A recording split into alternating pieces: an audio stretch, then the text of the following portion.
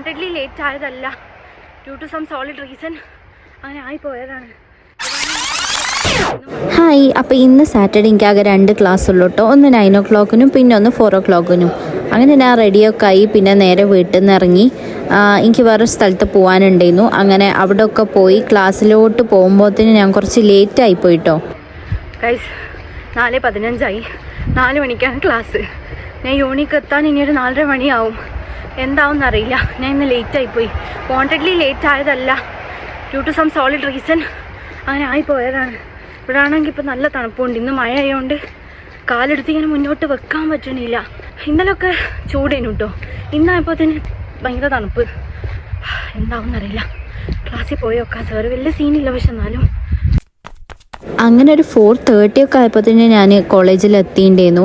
ഞങ്ങളെ സാറ് വലിയ പ്രശ്നമില്ല, പക്ഷെ എന്നാലും ചെറിയൊരു പേടിയുണ്ടായിരുന്നു. ക്ലാസ്സിന് ആദ്യമായിട്ട് കയറുമ്പോൾ തന്നെ ലേറ്റായി കയറണമല്ലോ എന്ന് വിചാരിച്ചു. അങ്ങനെ ഞാൻ നേരെ അറിയാതെ പോയി വേറൊരു ലെക്ചറിൻ്റെ ക്ലാസ് പോയി തുറന്ന്.